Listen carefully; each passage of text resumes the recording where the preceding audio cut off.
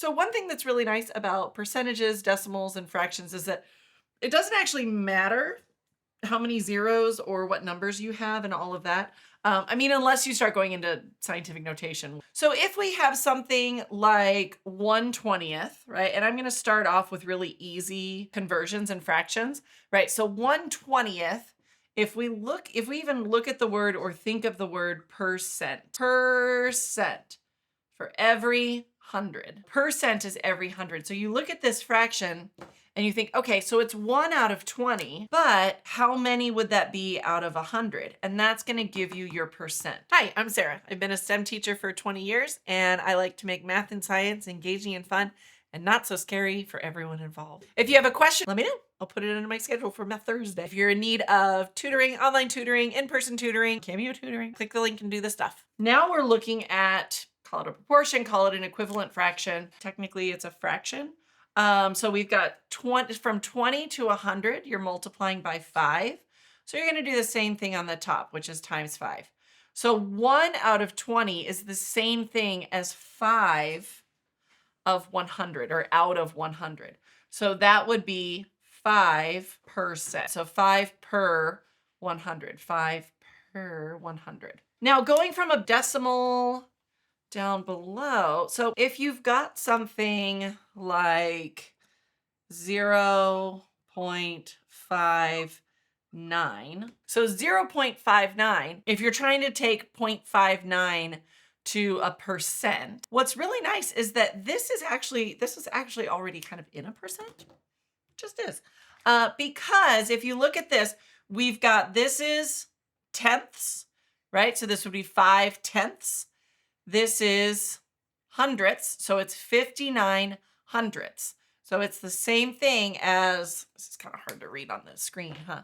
So it's the same thing as 59 hundredths, okay? So if we have 59 hundredths, so again, that is 59%.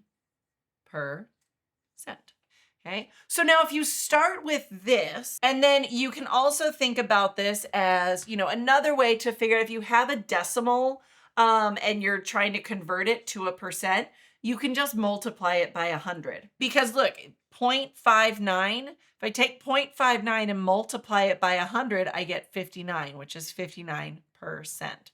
So if I have something like hold on.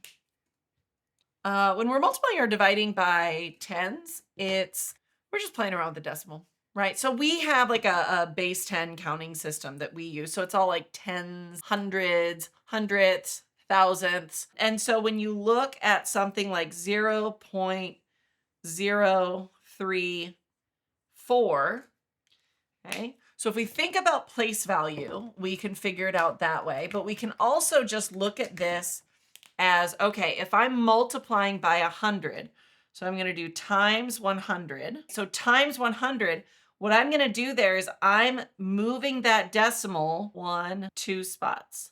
So 0.034 as a percent is 3.4%. Okay, so again, it doesn't matter how many zeros you're dealing with. The object is still the same, right? If we have 0. Now it's going to be a really tiny percent, right? It's a teeny tiny little bit, right? So we have 0.00004. Same thing. Times 100. Move the decimal over 2 times. So it's going to be right there. So that's 0 equals 0.004%. So it's a really, really, really tiny percentage, right? But even if the number's really big, right? If I have 5,000 and I want to figure out what percentage it is, right? If I think about it as 5,000.0, still the same thing. Times 100, boop, boop, boop. And I go 1, 2. Now here you can see that I kind of like went beyond where the zeros are. So I'm actually going to move this over a little bit. So I'm going to do times 100. I'm going to just move it over so you can kind of see what I'm doing. So I'm going to go 1 spot, 2 spots. Okay, so there's the decimal, but what I need to do is I need to do that. So I get a 5 with 1, 2, 3, 4, 5 zeros. 1, 2, 3, 4, 5%.